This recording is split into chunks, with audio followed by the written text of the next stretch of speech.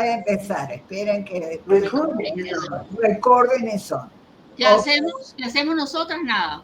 Bueno, buenas tardes a todas y a todos los que se conecten en este momento, vean este video en la cuarta conferencia Claxo Venezuela o más tarde. Vamos a comenzar a hacer una serie de reflexiones que en nuestra mesa de trabajo promovida por el Centro de Estudios de la Mujer de la Universidad Central de Venezuela. Nuestra mesa se titula Reflexiones feministas sobre la vida en pandemia. Tenemos una breve introducción antes de dar la palabra a las profesoras Yoconda Espina y Isabel Serpa, quienes son también integrantes del Centro de Estudios. Alba Caruso. Más allá de declaraciones. Se oyó un ruido, Alba, se oyó un ruido. Eso no lo puedo. Bueno. Voy a quitar eso. A ver. Ya sé. Vamos, lo que pasa es que no lo quizás debamos cerrar los micrófonos. quitar los micrófonos. Vuelve a empezar. Ok, entonces, bueno, vamos a hacer una breve introducción antes de darle la palabra a las profesoras. Más allá de las declaraciones y rebeldías, la organización y cotidianidad social ha sido profundamente transformada por el COVID. De hecho, ese es el tema central de la cuarta conferencia Claxo Venezuela. Se han producido importantes polémicas y debates sobre las consecuencias económicas, emocionales y relacionales de esta vida limitada, que el temor a la muerte. De pronto descubrimos que somos todas y todos mucho más vulnerables de lo pensado, nos ha venido imponiendo, con la ayuda bastante eficiente de los mandatos médicos y políticos también. Las mujeres en el mundo seguimos sin haber logrado cambiar el mandato sexogenérico de cuidar ni avanzar hacia la corresponsabilidad. Y ahora, una vez más, cuando mantener la vida parece ser lo único necesario, nuevamente el trabajo recae sobre nosotras. En los primeros momentos de la pandemia, el cuidado estuvo en el primer plano y en muchos análisis. Pero pasados los momentos del shock, una nueva normalidad va estableciéndose y otra vez la división sexual del trabajo vuelve a la sombra.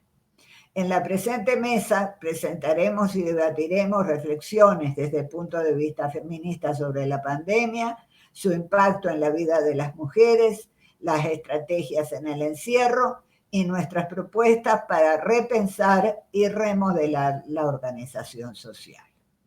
Bueno, comenzamos. Cedo la palabra a la profesora Yoconda Espina.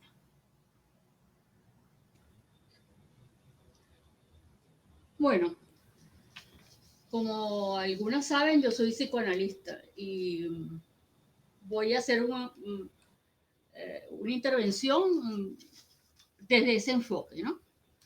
Las y los psicoanalistas no podemos mostrarnos indiferentes a lo que pasa en su mundo, a las subjetividades en el mundo, que no son independientes de lo que Lacan llamó en 1950 el factor C, el factor cultura, al cual definió como esa parte del orden simbólico que implica los rasgos de una cultura en tanto diferente a otra. Pero el analista también existe fuera del dispositivo clínico y ahí puede, no tiene que, pero puede hacer psicoanálisis en extensión, que Lacan diferencia del clínico, al que llama psicoanálisis en intención con S. Análisis en extensión es pues lo que hago en este momento al dirigirme a ustedes hoy y después de hoy, cuando Claxo publique este texto, si es que lo van a publicar. El acontecimiento al que estamos dedicando estas jornadas es la aparición imprevista de un virus de una familia con antecedentes letales, el COVID-19, un virus que mantiene a gran parte de la humanidad parcialmente confinada a la fecha de hoy, a la espera de la vacuna, y que ha tenido efectos en la economía, particularmente en el empleo y los ingresos, en la educación, en la atención de otros problemas de salud previos o posteriores al COVID-19, en las relaciones entre países y las relaciones internas entre los que en Venezuela llamamos gobierno central, es decir, el presidente y su gabinete, y los gobernadores de estados y alcaldes municipales. También ha tenido incidencia en las prioridades en los noticieros y en las agendas y las formas de reunirse todas las organizaciones del mundo, incluidas las de los psicoanalistas y las de las feministas. Las y los psicoanalistas pasamos los primeros meses de confinamiento discutiendo si se podía o no hacer psicoanálisis fuera del consultorio, pero la demanda se nos impuso y el tema dejó de ser prioridad para ser sustituido por esta nueva realidad que no ha cesado, que es la de estar sometidos a un mandato del poder médico científico. Colette Soler, psicoanalista de la Internacional de Foros a la cual pertenezco, nos recordaba el 30 de mayo del 2020 que los psicoanalistas sabemos mucho de los discursos, entendido discurso como lazo social. Sabemos que no son aleatorios, sino dirigidos por significantes amos que generan representaciones, imágenes. Así que podemos preguntarnos, decía ella, ¿qué ha hecho con estos lazos sociales, que son 4 según precisó Lacan en el seminario 17? ¿Qué ha hecho con estos lazos la pandemia que nos tomó por sorpresa? Es un hecho incontestable que una orden fue dada un día de marzo: quédate en casa, y que todos y todas la acatamos. Todos y todas quedamos inmersas en esa especie de hipnosis que Freud escribió en 1920 en Psicología de las Masas. Ahora bien, ¿de quién era esa voz o de quién fue esa voz que dio la orden? ¿Del uno del poder militar o del uno del poder de la iglesia o del uno que combina estos dos poderes? ¿Cuál es ese sujeto supuesto saber que logró esta clase de hipnosis colectiva?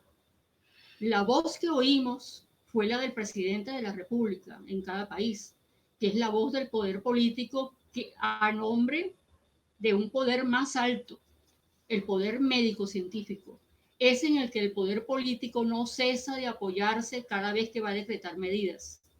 La medicina científica se ha convertido pues en un sujeto supuesto saber global, y lo que ha garantizado la eficacia de la voz que dio la orden es la transferencia masiva que todos tenemos con la medicina científica.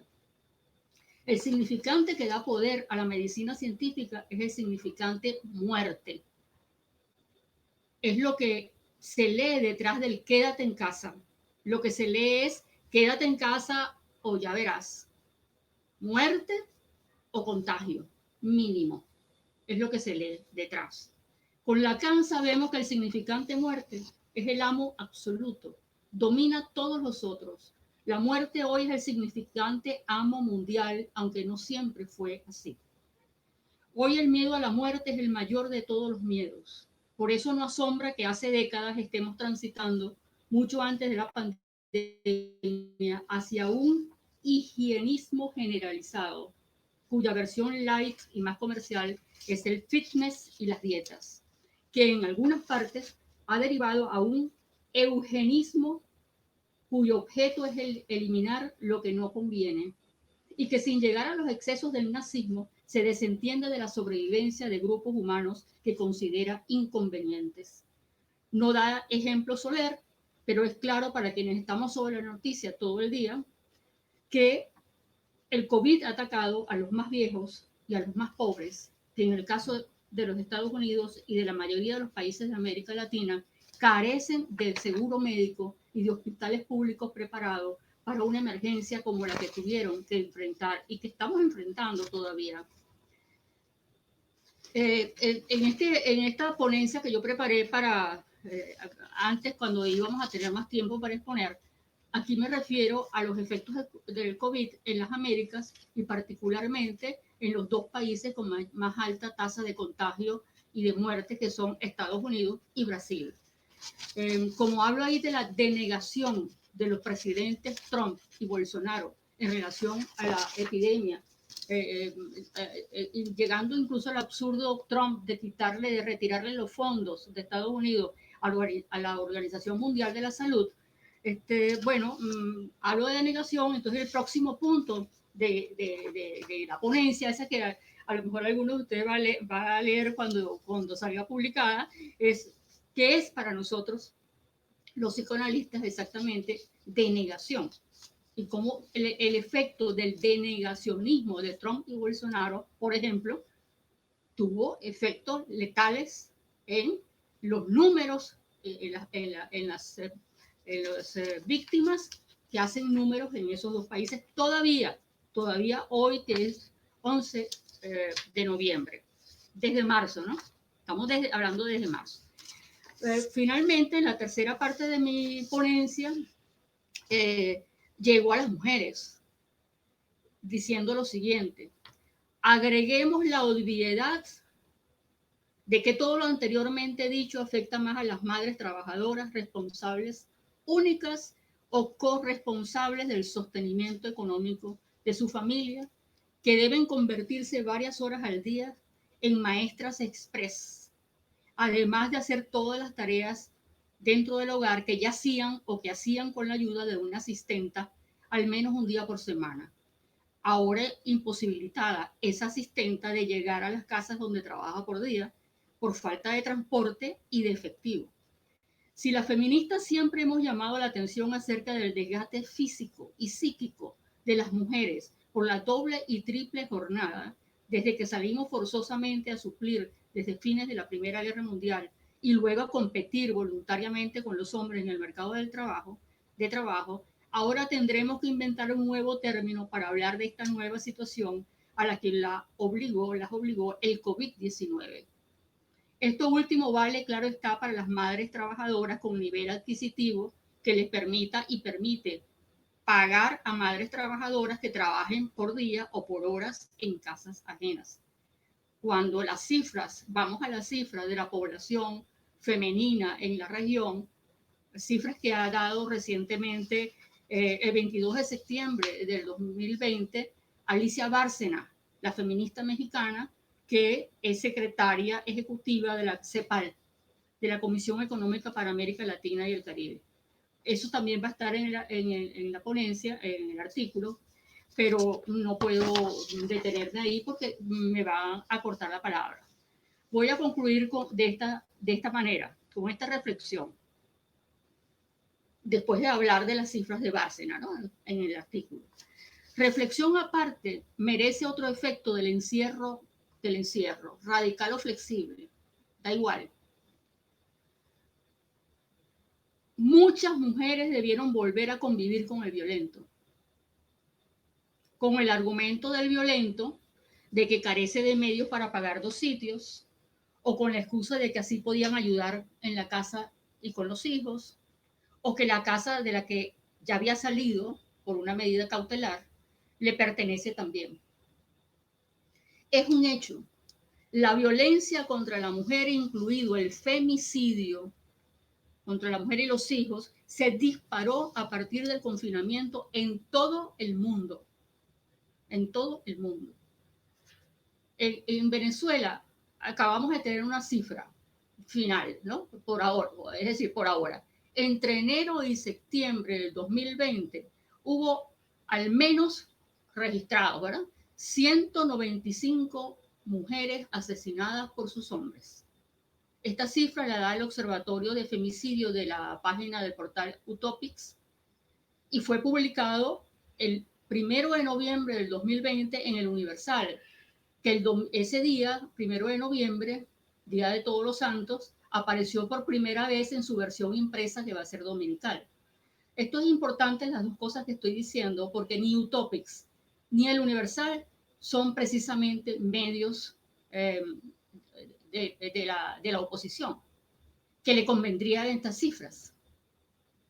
Son cifras publicadas por Utopics y el Universal, el 1 de noviembre. Es decir, que las compañeras feministas que trabajan ahí, sobre todo en Utopics, que son las que levantaron la data, ¿verdad?, no temen sacar la cifra independientemente de que eso pueda ser usado por otra gente. ¿Okay? Por eso es importante.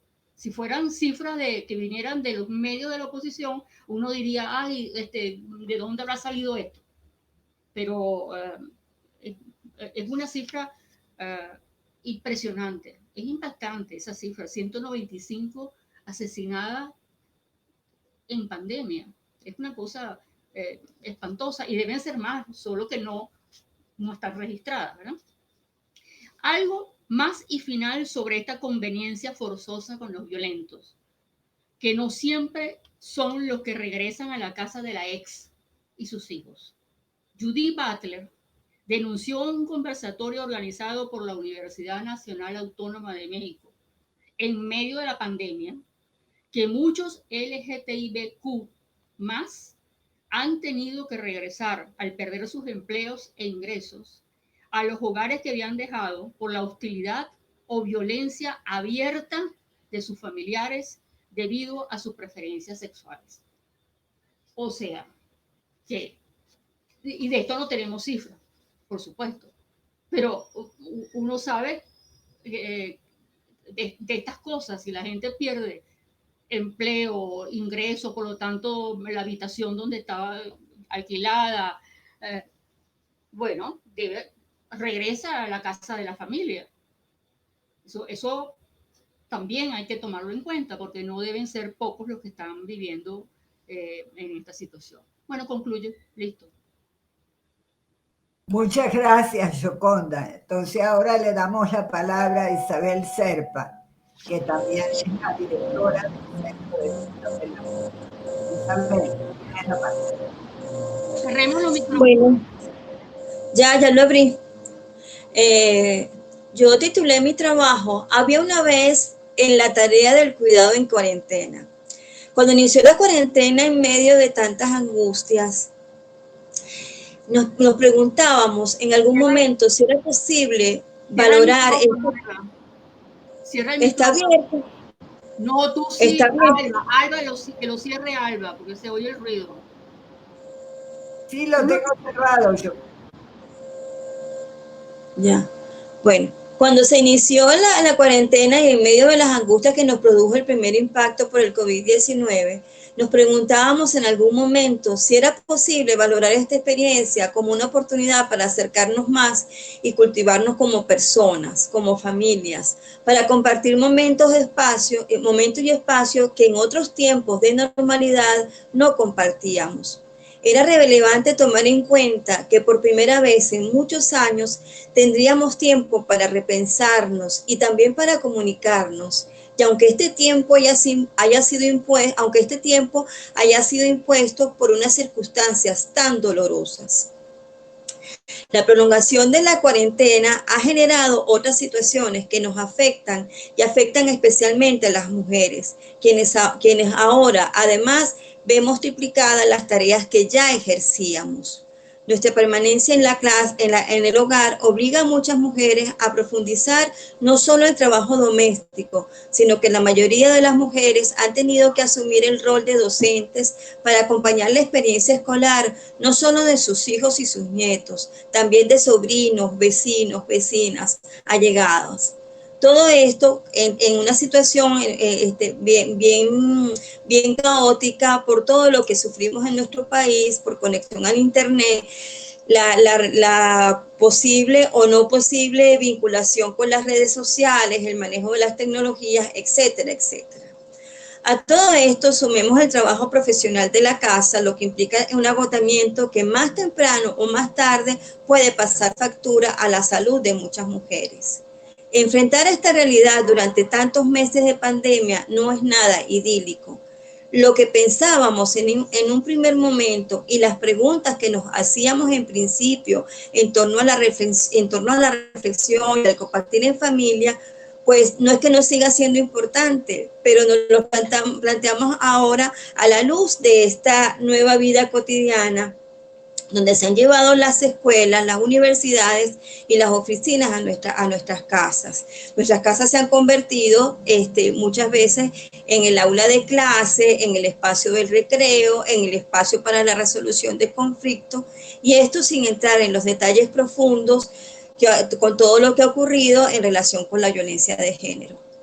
Valga este preámbulo para introducir un tema que nos invita a reflexionar en tiempos del COVID-19, y nos planteamos lo siguiente: si bien es cierto que el tema del cuidado de la salud es el eje transversal que mueve el mundo en estos momentos, es necesario recordar que la salud no solo abarca los procesos biológicos y el desarrollo físico.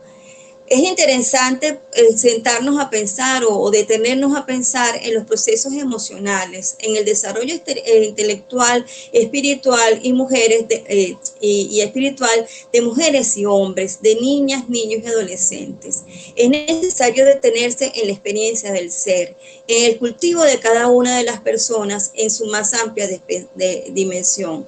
Y detenernos en esto nos mueve a considerar el había una vez en la tarea del cuidado en tiempos de cuarentena. ¿Qué estamos haciendo en este sentido, en esta cotidianidad que nos agobia debido a tanto tiempo de confinamiento? ¿Qué hacemos además de lo expresado anteriormente?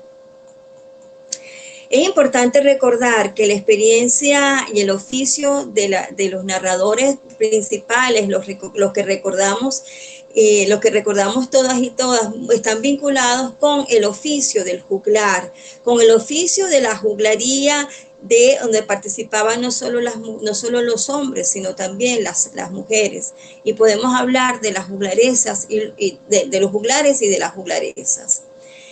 Ramón Benéndez Pidal, ahí por el año 1975, refería en este sentido que el juglar siempre acude a mitigar los sufrimientos del enfermo.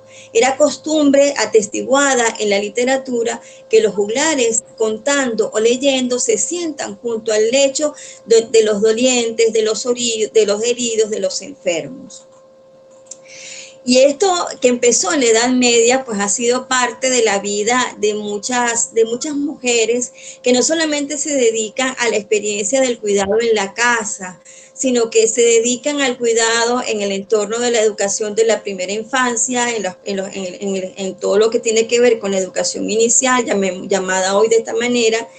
Y esto pasa por la experiencia familiar, y quienes tenemos unos cuantos años más, digamos que las nuevas generaciones, podemos recordar esta experiencia presente en el entorno familiar.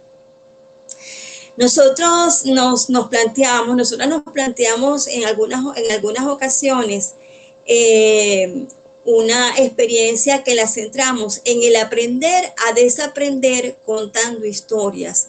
Y nos hemos planteado una reflexión en torno a esta experiencia relacionada con lo que acontece o con lo que hacemos, o preguntándonos qué está pasando en este sentido en nuestros hogares en estos momentos de cuarentena.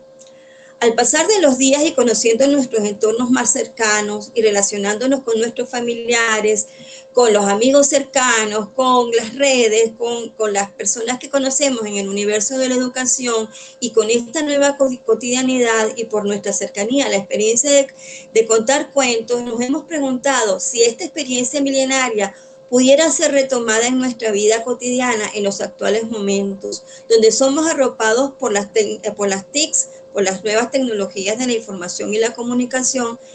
Y en este sentido, pues pasamos mucho tiempo, bastante tiempo de nuestra vida como espectadores o como protagonistas frente a una pantalla. Una pantalla determinada que puede ser la del celular, la de la tablet, en la computadora, en los televisores. Vivimos tratando de establecer conexiones, lo que no quiere decir necesariamente que nos estamos comunicando y que estamos interactuando verdaderamente. Tendríamos que pasearnos por unos cuantos conceptos sobre la teoría de la comunicación y realmente no es nuestra idea ni tampoco tenemos el tiempo para hacerlo. Solamente vamos a recordar a Walter Ong, que nos habla de dos tipos de oralidad, una oralidad primaria centrada en la voz, la palabra y el gesto, y una oralidad secundaria donde él rescata la importancia de las tecnologías. Sin dejar de valorar el auge y la necesidad de estas últimas y tratando de ser empáticas con las nuevas generaciones y recordando, por supuesto, nuestra afición a la experiencia de narrar historias, nos hemos preguntado, ¿será que en estos momentos para las nuevas generaciones, para las jóvenes, las y los jóvenes, las muchachas, los muchachos, los niños, las niñas, las y los adolescentes, inclusive las madres y los padres jóvenes, ¿será que en estos momentos se puede considerar interesante reunirse y sentarse en círculo para escuchar historias? ¿Será que las madres y los niños confinados en casa en pandemia han rescatado esta experiencia retomando algo de lo que hacían nuestras y nuestros ancestros? Por otra parte, además de contar cuentos, ¿qué ocurre con la comunicación cotidiana, con la experiencia de interactuar y de compartir las preguntas de la vida, las inquietudes, los descubrimientos, las tristezas, los asombros? Es que esto forma parte realmente de nuestra experiencia diaria en pandemia. Cuando pasamos tanto tiempo en casa, y cuando supuestamente tenemos más oportunidad para conversar e interactuar, ¿qué está ocurriendo realmente con la aventura de oír, con la aventura de imaginar? Pensamos por otra parte y sabiendo que podemos pasar y pecar de románticas, que esta experiencia de contar y escuchar cuentos podría convertirse en una novedad en la actualidad para las nuevas generaciones, porque no lo han vivido en sus casas ni en su escolaridad. Su vinculación con la tecnología desde pocos meses de edad les ha permitido otras experiencias valiosas, muy diferentes, asociadas con la conexión con esa pantalla de la que hablábamos anteriormente. He vivido esta aventura con mis estudiantes de pregrado y posgrado. He tenido la oportunidad de percibir sus rostros y sus miradas de encantamiento a la hora de la narración de un cuento, a la hora de leerles en voz alta una historia que resulta interesante, y no dejo de sorprenderme por la actitud de asombro de las y los jóvenes al escuchar y ver a otras personas contando o dramatizando una historia. Una experiencia que a personas de mayor edad nos lleva a recordar episodios de nuestra infancia y de nuestro entorno familiar. En estos momentos de pandemia, ¿cómo estamos asumiendo esta experiencia, mujeres y hombres? Y si la estamos asumiendo realmente, ¿cómo hacemos de esto una experiencia de verdadera comunicación? ¿Y cómo la hacemos parte del cuidado y del bienestar de niñas, mujeres y hombres? Si lo hacemos, lo asumimos como parte del desarrollo emocional, del crecimiento espiritual de quienes forman parte de este entorno.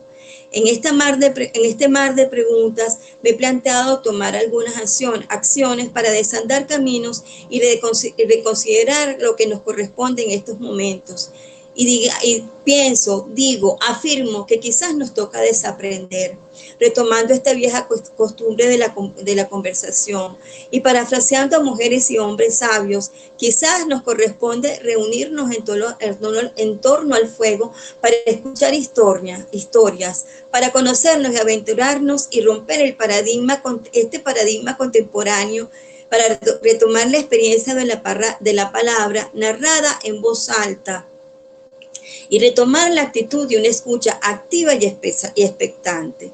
Quizás esto nos acercaría o nos permitiría escuchar de forma más atenta a las niñas y a las adolescentes, a esas niñas y a esas adolescentes que justamente, como lo planteaba la profesora Yoconda anteriormente, en este proceso de pandemia se ha profundizado la violencia de género y hemos conseguido, dentro de la experiencia que hemos desarrollado,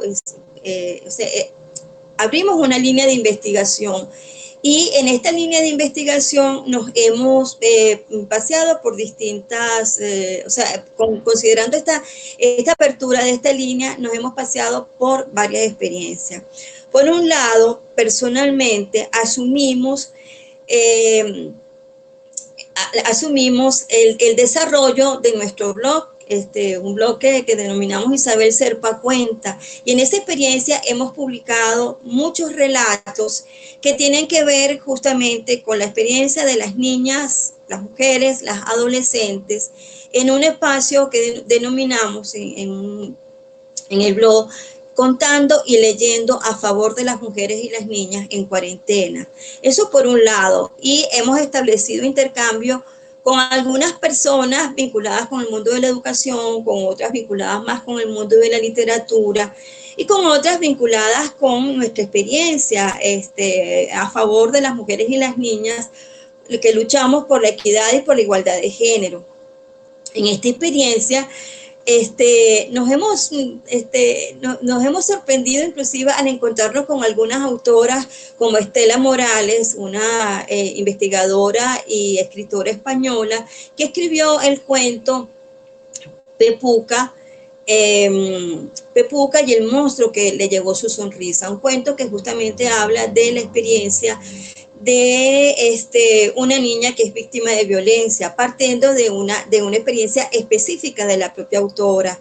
También hemos trabajado con el cuento de Isabel Olid, titulado Estela grita más fuerte, un cuento que es muy interesante y en el que se aborda la violencia y el abuso sexual a niños y niñas, ¿no? Entonces, paseándonos por toda esta experiencia, nos hemos planteado retomar, insistir en la actividad, en abrir espacios para reflexionar sobre esta actividad que, si bien es cierto, la asumimos como un arte, como un oficio artístico, cuando se desarrolla la experiencia por las narradoras y narradores orales escénicos, destacamos esta experiencia, pero en este momento nos vamos a centrar más en lo que es la experiencia de narrar cotidianamente. Por eso estamos hablando del aprender y el desaprender. Tomar en cuenta esa experiencia que era cotidiana, yo lo digo con mucho respeto,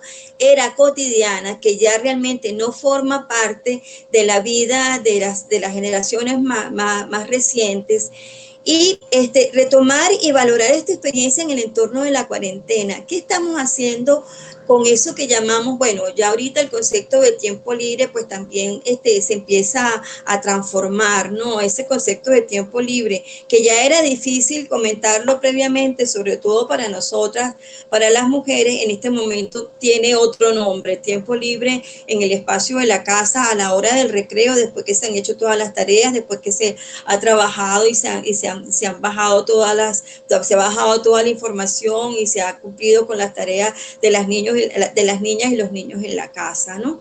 Entonces, realmente esto nos ha llevado a considerar lo que dicen algunas autoras y autores. No quiero desarrollar esta parte teórica en este momento, porque quiero más bien centrarme en la reflexión, ¿no? Entre otras cosas, bueno, puedo recordar algunas afirmaciones de algunos autores como Carlos Pacheco y autores venezolanos, la autora venezolana Pilar Almoina, quienes hacen hincapié en la importancia del relato para recuperar, recuperar no solo la experiencia de comunicación, sino para valorar algunas experiencias de tradiciones orales, para hablar de lo que significa el contar y escuchar historias en comunidad. Obviamente esto ha generado vastos universos de referencias para la humanidad, ¿no?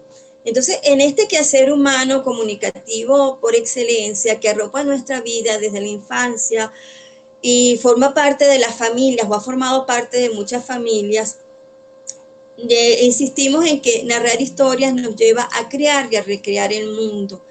Y en esta experiencia de la pandemia nos preguntamos, ¿qué estamos recreando? ¿Cómo lo estamos recreando? Y cómo estamos desarrollando esos procesos de identidad a partir de la comunicación, cómo estamos no solamente desarrollando los procesos de identidad, sino cómo nos estamos comunicando y cuál es la interacción dentro de nuestras subjetividades, de madres a hijas, de niñas y adolescentes, de qué se está hablando, qué se está contando, qué se está narrando, ¿no? Entonces,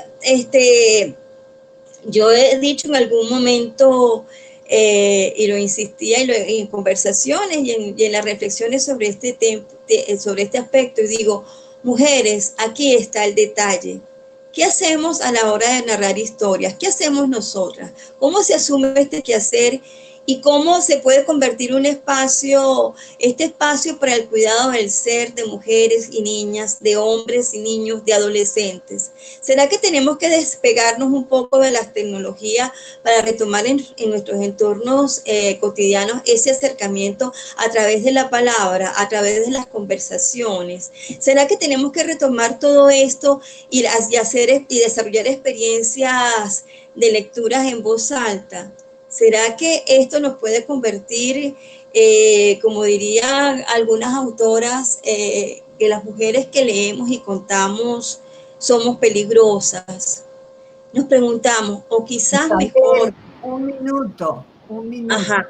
Bueno, cierro con esta, bueno, voy a irme al final de toda esta reflexión y voy a retomar algo que dice una narradora venezolana extraordinaria hoy en día en Barcelona, la creadora de la experiencia de La Rana Encantada, Linsabel Noguera. O sea, esta experiencia de contar historias nos fortalece, nos empodera. Y voy a decir textualmente lo que ella dijo en un evento que desarrollamos en el CEN en el año 2019. Yo no había trabajado sobre el empoderamiento de las mujeres y he descubierto que al contar cuentos les proporciona a las mujeres una estrategia para empoderarse, porque las vincula con la literatura, porque las animo a la lectura y a emprender una búsqueda que les acerque al conocimiento y a realidades que solo pueden descubrir leyendo y contando y escuchando historias, contando y escuchándose a sí mismas. Ya, cerrado, concluyo. Muchas gracias, Isabel, muy interesante como siempre. Entonces, bueno, ahora voy a hacer una participación con mi ponencia. El trabajo mío se centra... Hay un micrófono abierto, mucho ruido. Por favor, cierren los micrófonos. Mi ponencia se centra en qué condiciones es posible una nueva normalidad, centrada en la pobreza de las mujeres y el salario universal. Voy a hacer una breve introducción para luego caer en la propuesta que es una propuesta de ingreso básico universal. La pandemia COVID ha arrasado en 6 meses con el modo de vida que considerábamos normal, entre comillas, para este comienzo del siglo XXI. Ha dejado a grandes mayorías a merced de la miseria y la desprotección. Una de las cosas más notables, más interesantes que leí durante esta pandemia fue en la revista de Cultura de la UNAM, un breve texto literario donde los autores decían, ¿no?, que los pobres dicen, bueno, salen a trabajar. ¿Y por qué salen a trabajar? Bueno, porque lo peor para un pobre es que lo mate el hambre. Es preferible que lo mate la pandemia y no que lo mate el hambre. Oxfam calcula que 500 millones de personas se sumarán a los 1.100 millones de pobres que ya existen. Y UNICEF calcula que la pobreza afectará especialmente a los niños. Habrá un repunte, como ya lo estamos viendo por otra parte en todas nuestras ciudades, del trabajo infantil, el matrimonio temprano y el abandono escolar. ¿Por qué el matrimonio temprano? Bueno, se considera el matrimonio o el emparejamiento temprano de las mujeres. En nuestras zonas más populares, las niñas buscan el refugio, que a veces no es tal refugio, en las posibilidades que le da la relación con una persona que trabaje. No importa si trabaja por un salario muy básico, por lo menos tiene algo que a lo mejor un poco de comida. Las mujeres, que son la mayoría de quienes trabajan de manera informal, han perdido muchísimas la posibilidad de ingresos. Y ya ha aumentado, como lo explicaba Gioconda, la violencia de género e indudablemente va a ir aumentando y está aumentando la trata de las jóvenes, porque son las jóvenes las que son objeto de trata. En contraste, el cuidado hogareño y fuera del hogar que el mandato de género asigna a las mujeres ha aumentado de forma exponencial. Las mujeres, que son más del 70% de quienes trabajan en el sector salud, tareas que estaban desfamiliarizadas como la educación, han vuelto al hogar, y son las mujeres que las realizan, porque son también las mujeres las gestoras de las redes comunitarias que hacen lo posible por aliviar las duras condiciones en que se vive la pandemia en las zonas precarias. Porque esa frase, quédate en casa, se olvida de un pequeño detalle, que para quedarse en la casa hay que tener casa. Y tener casa no significa tener una casilla, tener un ranchito de 4 tablas o de 4 latas. Significa tener un espacio donde poder circular y donde poder hacer la vida. La ONU ha instado a los gobiernos a que pongan a las mujeres y las niñas en el centro de sus esfuerzos frente a la recuperación del COVID-19. Piden que las medidas para proteger y estimular la economía deben estar orientadas en particular a las mujeres. Se debe reconocer el trabajo de cuidados no remunerado y valorarlo como una contribución vital a la economía. Y por su parte, las mujeres organizadas pedimos un salario básico universal. En realidad estamos viviendo una situación donde lo privado interpela a lo público. Había habido, o nosotras hemos trabajado mucho, ¿no es cierto?, por ejemplo, en el tema de la violencia, con respecto a cómo lo público tiene que entrar también en lo privado, en el sentido de que no hay delitos privados, hay delitos, por ejemplo, la violencia contra las mujeres se ha llevado a ser considerado un delito público, pero ahora resulta que se ha vuelto un montón de cosas a lo privado, ¿no es cierto? Por ejemplo, todo lo que es la reproducción y la reproducción social y la cultura social.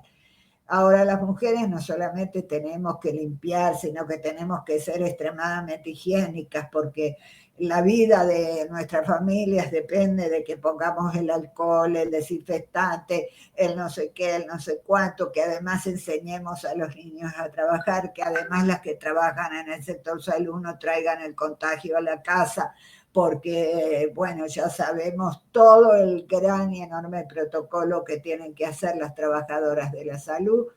Entonces, bueno, resulta ser que habíamos estado trabajando para llevar una cantidad de actividades que se hacían en la casa y que hacían las familias, y de repente cotuplum. Bueno, volvieron a la casa. ¿Y volvieron a la casa bajo qué argumento? Bajo el argumento de que somos vulnerables. Pero además volvieron a la casa de algunas, de las que tenemos casa. De otras no volvieron nada a la casa porque ni siquiera tienen casa, ni siquiera tienen ingresos. Y entonces, como decían los pobres colombianos, lo peor que hay para un pobre es que lo mate el COVID. Es que lo mate el hambre. Es preferible que lo mate el COVID y no que lo mate el hambre. Entonces hay esta evidencia, ¿no es cierto?, de la vulnerabilidad de la vida, porque es una evidencia, lo que Gioconda planteaba como la muerte, como el gran cuco que está ahí, que está en todas partes, que llega de cualquier parte. Lo que nos muestra es que nuestra vida es vulnerable y que para que no sea tan vulnerable hay que cuidarla. En eso consisten básicamente los cuidados. Ok, entonces resulta ser que cuidar la vida no puede ser una tarea exclusivamente de las mujeres, no puede ser una tarea exclusivamente de las familias, debe ser una tarea de la sociedad.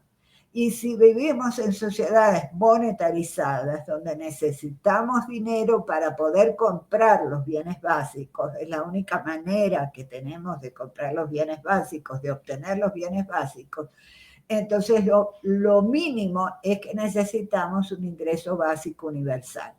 Porque el que no tiene un ingreso básico, un ingreso mínimo que le permita vivir, bueno, tiene la muerte. O sea, la muerte no viene por el COVID, la muerte viene también por la falta de ingresos. ¿No es cierto? Como además ya lo estamos viendo en varios lugares del planeta y nuestro país no está de ninguna manera ajeno a eso. La muerte viene por la falta de ingresos. De manera que la propuesta de un ingreso básico universal o renta básica incondicional es simplemente un ingreso de vida. O sea, necesitamos un ingreso básico universal simplemente para mantener la vida, porque mantener la vida no es solamente cuestión de tener alcohol, de tener agua, sino que es básico comprar alimentos, comprar una serie de cosas que es indispensable para mantener la vida. Esto no lo estamos diciendo solamente las feministas que estamos organizadas o las mujeres que hemos reflexionado esto. Lo están diciendo algunas organizaciones tan poco, digamos, sospechosas de ser socialistas o de ser tremendas rebeldes o de ser utópicas, como el Foro Económico Mundial, por ejemplo. Lo está diciendo también el Papa, lo está diciendo la CEPAL.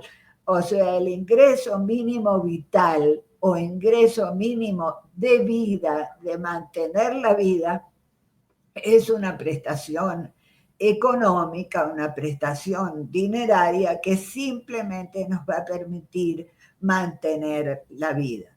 Y esa es una condición básica para una nueva normalidad. Si no se puede mantener la vida, no hay manera de tener ninguna nueva normalidad. Es decir, yo diría o postulo la idea de que lo que estamos es en una anormalidad. ¿Cuál es la normalidad?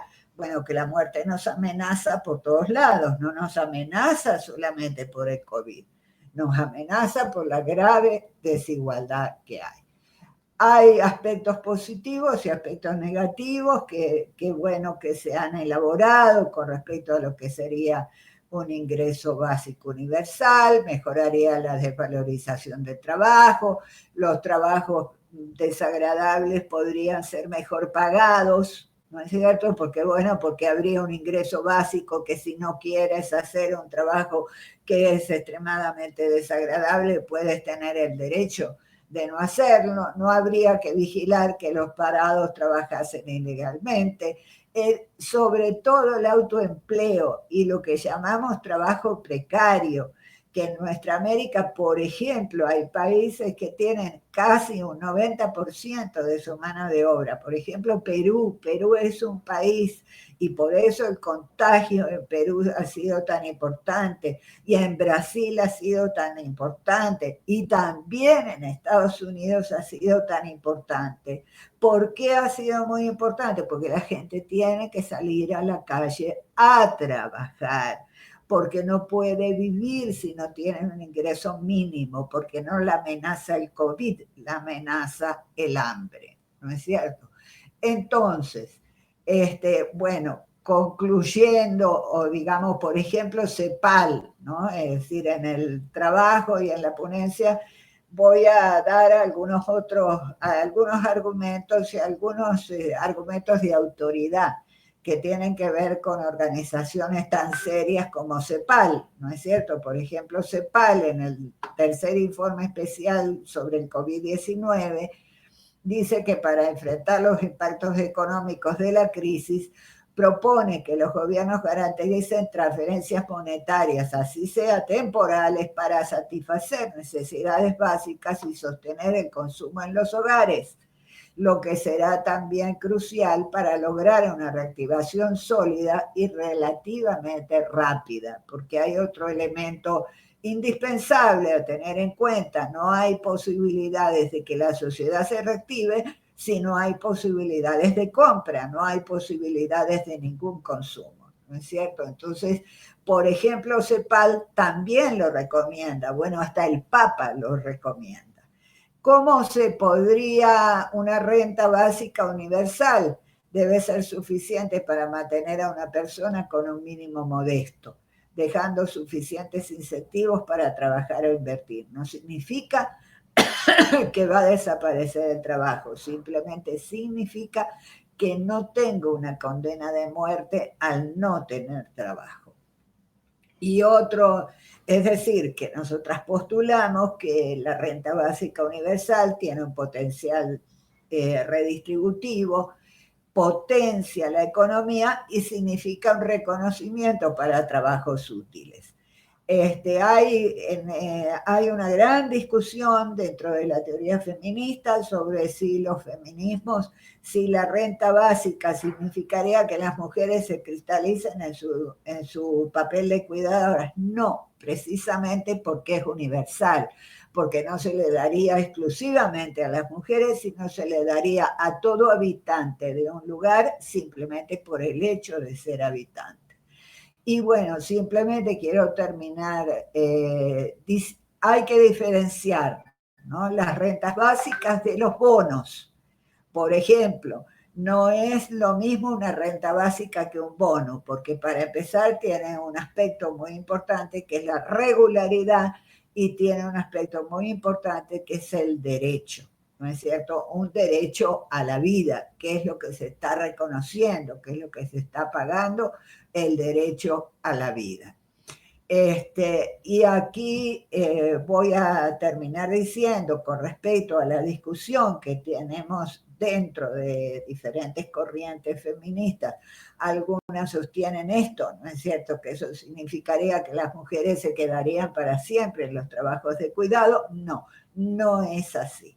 Primero, no es así porque se ha demostrado en algunos lugares, los pocos lugares en donde ha existido como renta básica universal, que eso no es así. Por ejemplo, el país que tiene la antigua, o la zona, la región, que tiene la renta básica más extendida y más universal, es Alaska, ¿no? Y eso no significa que las mujeres en Alaska solamente se dedican a las tareas domésticas. Para empezar, porque es universal, porque se le da tanto a hombres como a mujeres.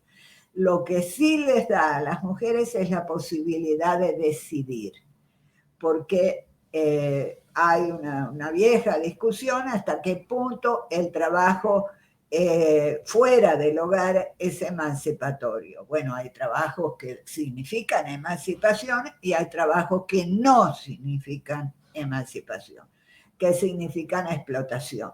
Y además nosotras hemos luchado enormemente por la incorporación al trabajo de emancipación, a trabajos fuera del hogar, y sin embargo hemos continuado con el rol doméstico. También es indispensable que todo si se logra, digamos, la renta básica universal y un nuevo contrato social, esto sea acompañado por, bueno, programas y otras estrategias para desarrollar la corresponsabilidad. Corresponsabilidad en lo social, corresponsabilidad entre los sexos, corresponsabilidad dentro de toda la sociedad. Bueno, con esto termino mi ponencia y pasamos a una ronda de intercambio que me parece sumamente importante y enriquecedora. Vamos a darnos 5 minutos cada una para no exagerar ni abusar del público que nos pueda ver. Y bueno, vamos en el orden mismo que participamos. Yoconda, te doy la palabra. Ok, me voy a colear en la ponencia de Alba para mis 5 minutos, que es bueno que recordemos que hay que respetar el tiempo, porque yo, por ejemplo, ensayo siempre lo que voy a decir para que me ajuste el tiempo, ¿no? En relación a las últimas cosas que ha dicho, las cifras de América Latina, de la región de América Latina y el Caribe, ¿no?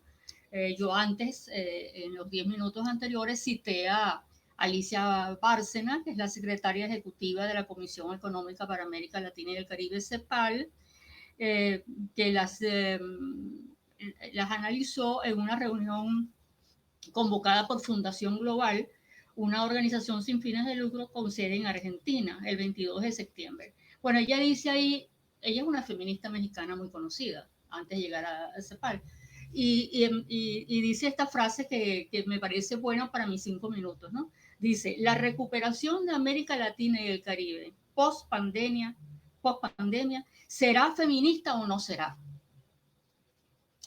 así mismo, sin vuelta.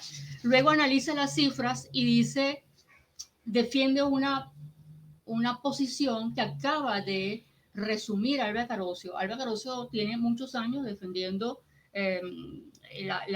lo que se llama en las corrientes feministas el feminismo del cuidado o del cuido, ¿no? Y bueno, sorpresivamente, el COVID ha forzado, ha empujado a las feministas a replantearnos todo lo del cuido. O sea, yo nunca me he anotado en esa línea, por ejemplo, porque sospecho mucho del compartir voluntario. Pero fíjense, esta mujer, que no la conocía yo como feminista del cuidado, dice lo siguiente: necesitamos un pacto social, una transformación cultural ante esta crisis civilizatoria que nos está mostrando que lo más importante es la infraestructura básica de la vida, la salud, la nutrición, la educación. Y somos las mujeres quienes sostenemos esta infraestructura. Eso es lo que ha develado el COVID. Antes era como una consigna feminista en los foros, ¿verdad? Pero no, o sea, lo que ahora las antifeministas están viendo en su casa es que lo que veníamos denunciando les está pasando a ellas mismas, que decían que primero muertas que feministas, ¿no? Por eso es necesario, dice Bárcena, crear una sociedad del cuidado. Hay que tomar medidas muy concretas. Por ejemplo, lo que acaba de decir Alba, garantizar un ingreso básico universal a mujeres en situación de pobreza que están en la economía del cuidado, comenzando con el primer y segundo quintil, y al menos garantizar un salario mínimo a las y los trabajadores en servicios especiales, lo que puede impulsar al Producto Interno Bruto. Pero como ven, Bárcena va más allá de Alba.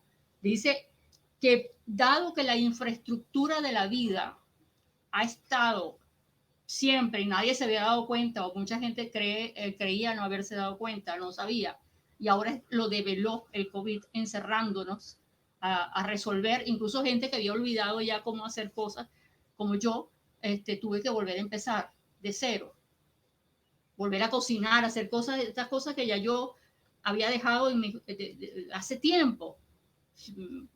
Es una cosa, es un efecto colateral del COVID positivo.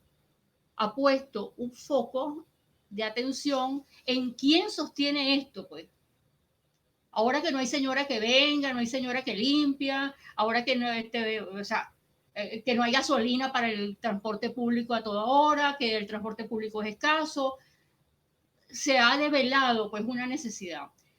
Hay un utopista venezolano, un gran escritor venezolano que yo admiro muchísimo, no lo conocí, se llama Isaac Pardo, que escribió mucho sobre las utopías. Y él decía, en las utopías hay que sostener el concepto porque es un norte. O sea, no es que uno crea, no es que uno sea tan idiota para creer que porque lo decreta, la utopía se va a hacer mañana. Esas familias alrededor del fuego, contando, tal, nos dice lo que se puede hacer, no que eso lo vamos a poder hacer, no que vamos a poder contra el canal Disney y Fox de la noche a la mañana.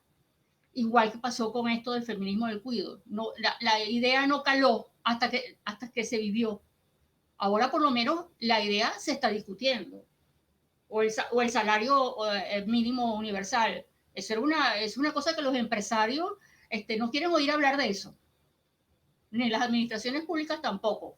Pero que se haya planteado a la luz de esta obligatoriedad de este forzamiento de la situación, es bueno, es una parte, es algo bueno, pues que queden al menos, como decía Isaac Pardo, planteado ese norte. Lo que estamos diciendo, todo lo que estamos reflexionando sobre eso es, mira, el norte es para allá. Eso es lo que estamos diciendo. Ojalá se haga, ¿verdad? Vamos a ver si lo podemos hacer. Pero es para allá. Y bueno, vamos a ver, esa es la parte, uno de los efectos del COVID que creo que va a dar para mucho en los próximos. años, porque ya se sabe que el COVID muta. Ya sabemos que contagia al que fue contagiado, que puede haber recaída. Ya sabemos que suspender la cuarentena no ha servido para nada para que aparezca la segunda ola en Europa y en Estados Unidos. Bueno, cada vez sabemos un poco más, ¿no? Por eso es que nosotros en psicoanálisis hablamos de sujeto, supuesto saber. O sea, uno supone que los médicos científicos saben y acatamos lo que ellos digan, porque cuando no se acata pasa lo de Bolsonaro y Trump y los efectos en sus países, ¿verdad? O sea, no somos de negacionistas, aceptamos, pero que cada vez más ellos también van aprendiendo cosas nuevas, entonces tenemos que readaptarnos cada vez. Ya está. ¿Qué? Prende el micrófono. No te oigo. Porque todavía no he hablado, no me pueden escuchar porque no he hablado todavía. Okay. Voy a parar yo quiero más bien, digamos que compartir, bueno, yo siempre se los he dicho, ustedes son mis grandes maestras y escuchándolas en esta tarde, pues, por supuesto que sigo aprendiendo mucho con cada una de ustedes. Bueno, yo contigo he compartido muchos encuentros donde he escuchado mucho, nunca abro la boca porque siento que estoy sencillamente aprendiendo y realmente me parece interesante. Fíjate que cuando hablamos de la experiencia de la pandemia, cuando hablamos y yo, bueno, traté un poco de reflexionar sobre eso que yo entiendo como el cultivo del ser, pues, ¿no? Y